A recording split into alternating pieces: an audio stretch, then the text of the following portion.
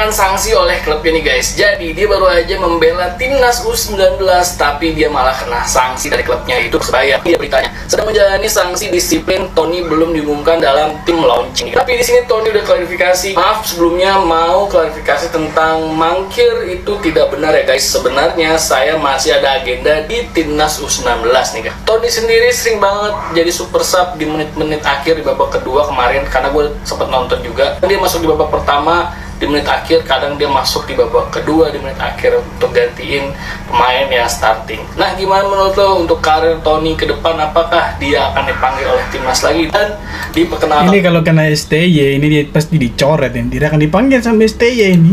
Timnya yaitu Persebaya. Biasanya sih kita harus menjadi pemain yang good attitude, good skill, dan good boy. Nah, berita bola 15 detik, jangan lupa follow. Semoga Tony Firmansyah ini bisa itu nanti bisa step up, dia bisa bisa disamakan lah dengan seniornya dia, bisa mengikuti langkah-langkahnya seniornya dia gitu. Tiada yang hebat dan mempesona. Ini anak baru kenapa ya? Dari tadi nyanyi mulu. Maaf bang, namanya juga kabut. Minggir kalian semua, biar gue aja yang nendang free kick ini. Ya udah deh, aku mundur. Aduh, nih bocil kerjaannya gangguin aja. Ya udah nih, lihat nih, kalau gue nendang pasti akan gol. Center langit ini. Kameramen yang di sana, coba rekam ini. Nih, rasakan tendangan gol Marcelino. Tapi Marcelino ketika dia berhadapan dengan masyarakat, itu dia diganggu sekalipun, dia bercandain sekalipun, dia tidak baper, dia tertawa saja. Itu mental seperti itu yang bagus sih, seperti Marcelino ini. Yang menjadi tanda tanya, saat ini banyak pelatih asing yang berkiprah di Liga 1. Kemana pelatih lokal? Pertanyaannya, apakah mereka kalah kualitas? Ya, apakah pelatih asing yang hadir di Liga 1 itu pelatih yang lebih baik daripada pelatih lokal?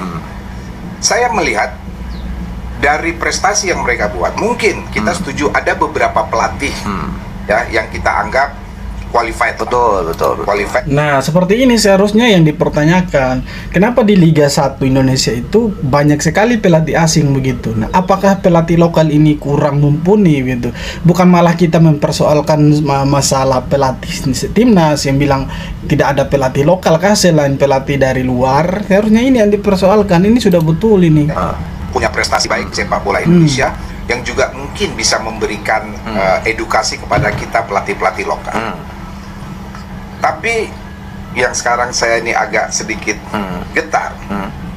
Saya juga bingung, menjadi tanda tanya besar buat saya pribadi.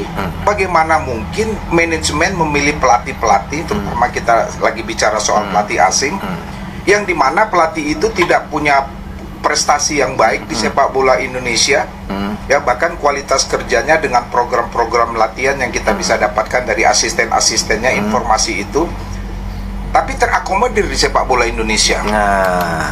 Nah, jadi sekarang pertanyaannya, sebenarnya bagus juga dengan adanya pelatih luar, pelatih asing di Liga Indonesia ini. Sebenarnya menurut saya ada sisi positifnya. Kenapa saya bilang ada sisi positifnya? Karena mungkin ya secara pengalaman mereka lebih dari pelatih lokal. Walaupun pelatih lokal juga tidak kalah dengan mereka begitu. Tetapi mungkin secara pengalaman, secara pengalaman dan lain sebagainya, mereka lebih dari pelatih lokal, dan sebenarnya mungkin ilmu mereka itu lebih dari pemain-pemain lokal. Makanya itu yang membuat mereka ini direkrut sama klub-klub Liga 1 gitu. Nah, sebenarnya bagus juga, kenapa? Supaya meningkatkan kualitas liga kita juga, bukan hanya pemain-pemain asing saja, tetapi dengan adanya pelatih asing ya, itu sebenarnya bisa mengangkat kualitas Liga 1 gitu. Tapi ini kan nanti penuh dengan pro kontra juga, seperti dengan kuota pemain asing di Liga 1 gitu.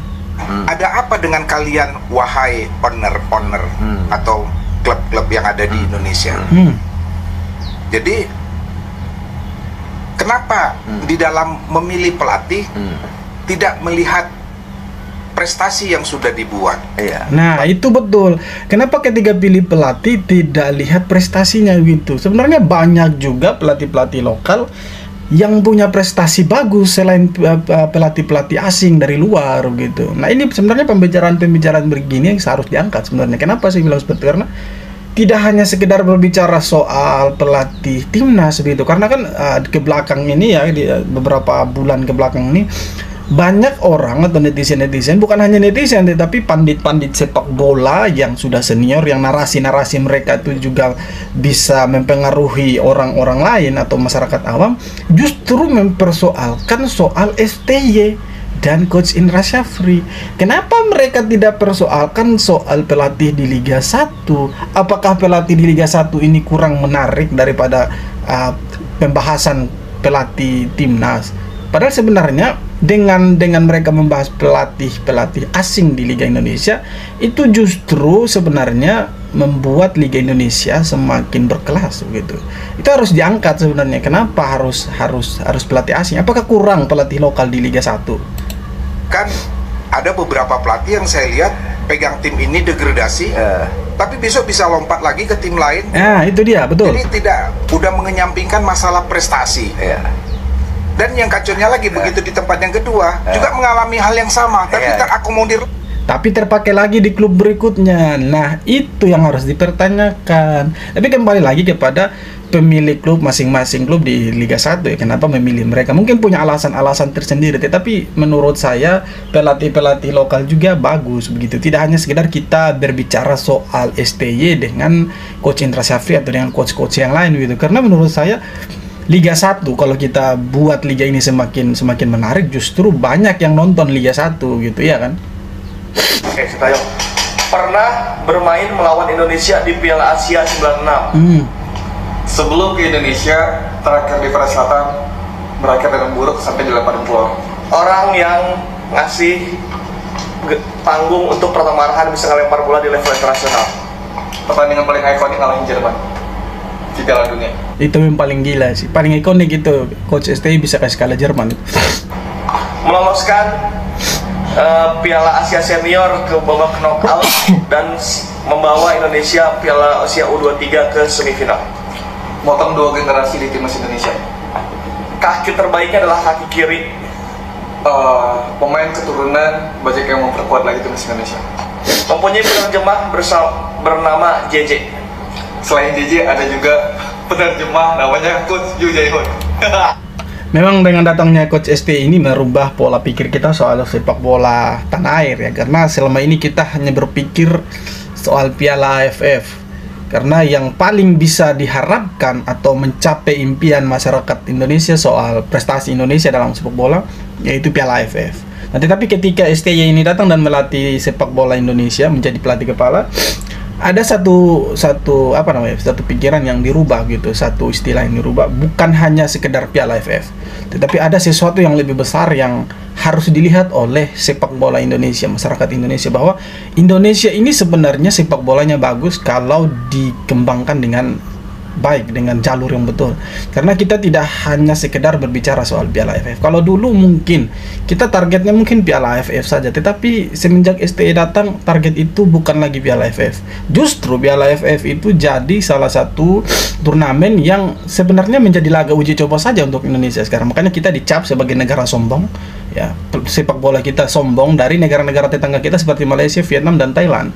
Karena kita bilang AFF ini piala ciki atau ajang uji coba. Nah, itulah keunggulannya STY. Dia bisa memotong generasi, tidak lagi pakai generasi yang lama, tetapi dia bisa memotong jarak usia yang cukup sebenarnya jauh juga gitu. Dia pakai umur-umur yang masih muda lah, pemain muda. Kemudian bawa Indonesia lolos ke 16 besar AFC Cup Senior, kemudian U23 sampai semifinal. Saya pikir itu salah satu yang harus dibanggakan juga. Peringkat FIFA kita naik, dan itu merupakan prestasi juga menurut saya. Walaupun sekali lagi STY belum ada trofi satupun untuk Indonesia, tetapi menurut saya kita tidak bisa lihat hanya dari satu sisi saja. Kita harus objektif menilai bahwa STY itu mungkin dia akan memberikan piala ke depannya untuk Indonesia. Tetapi kita harus lihat dari sisi lain juga, di mana sepak bola Indonesia sekarang itu lebih enak, lebih menarik untuk ditonton dan disukai oleh banyak masyarakat Indonesia. Jadi ya, kita mau bilang STY tidak bagus, harus pecat dan lain sebagainya, tetapi faktanya memang berbicara seperti itu, bahwa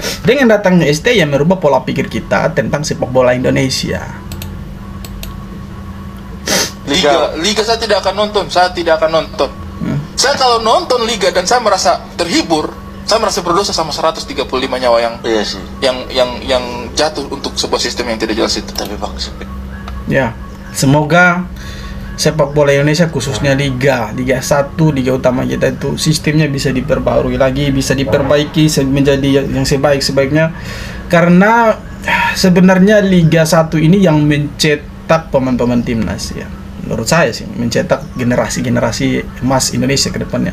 Kalau liga ini diperbaiki sama PSSI, saya pikir tidak menutup kemungkinan liga kita ini mungkin juga akan terangkat derajatnya dan mungkin bisa menyamai Malaysia atau Thailand mungkin yang di atas kita. Jadi semoga kedepannya ini bisa diperhatikan lagi soal liga. Walaupun sudah ada statement dari Pak Erick Thohir bahwa ini akan step by step akan diperbaiki, tapi saya rasa sudah saatnya lah perbaiki kualitas liga di musim yang berjalan ke depannya. Semoga kualitas liga kita sudah semakin baik dari sebelum-sebelumnya. Untuk membawa opini anak saya sampai sekarang pun anak saya bilang aktif TikTok. Ya kalau kritikannya menurut saya, aku udah muak kali aku ngeliat orang yang ngasih wadah-wadah buat orang-orang tua pemain timnas kayak gini lah. Kalau misalnya pemain dikritik, nggak usah orang tuanya kalian cari, nggak usah mama Jens Rapen, bapak Jens Rapen kemarin itu kalian cari-cari. Ini bapak Arhan Kakak lagi kalian cari-cari. Nanti ada yang dikritik, kalian tanya lagi orang tuanya gimana perasaan anak bapak dikritik. Kau lihat Anthony itu udah berapa kali dikritik satu dunia yang kritik. Ada kulihat mama bapaknya ditanya-tanya. Maguire itu dikritik satu dunia. Ada kulihat mama bapaknya ditanya-tanya. Emang udah kurang-kurang gorengan aja kalian semua. Harus kali mama bapaknya sampai mama bapaknya kalian cari-cari. Apanya kalian ini? Padahal makin kalian gitu-gitu makin hancur mental pemain timnas itu. Iya. Dan bapak itu juga jawabnya nggak usah begitu pak. Kalau anak saya dikritik harus siap mental biar mental anak saya kuat. Itu harusnya udah bisa meredam semua pak. Nggak usah lagi coach Justin kemana-mana. Bapak mau aja digoreng-goreng tuh diajar-ajar media-media kayak gini pak. Nggak usah. Kalau anak bapak main jelek ya anak bapak lah yang harus kuatkan mentalnya pak. Mau gimana lagi? Emang timnas kita ini emang disorot selalu di Indonesia ini pak.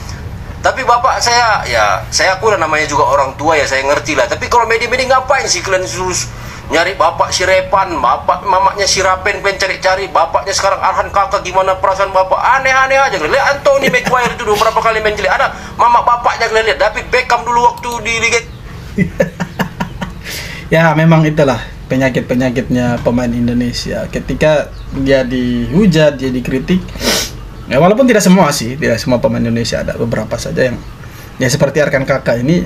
Tapi saya pikir itulah namanya orang tua pasti dia akan membela anaknya, tetapi mungkin ada 1-2 statement dari bapaknya Arhan Kakak yang mungkin ya kurang bagus didengar oleh netizen, makanya dia dikritik balik begitu.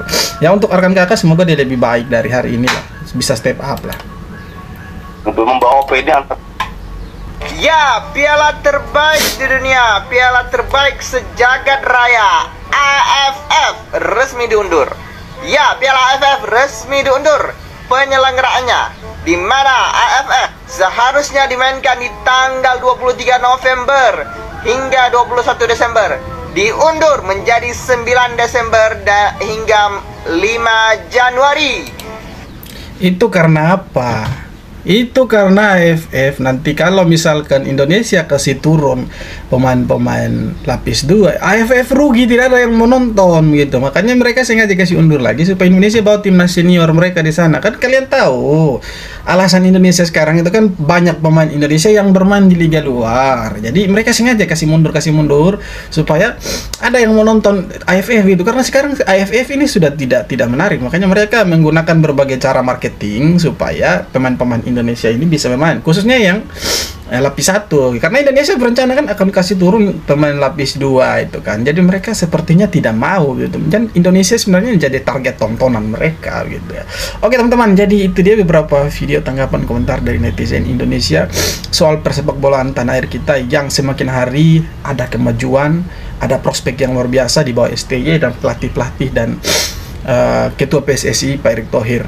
Jadi kita terus dukung sepak bola Indonesia, semoga bisa berlaga di Piala Dunia tahun 2026. Oke teman-teman, jadi sekian video kali ini. Terima kasih banyak sudah nonton video sampai akhir. Kita jumpa lagi di video-video berikutnya. Hormat.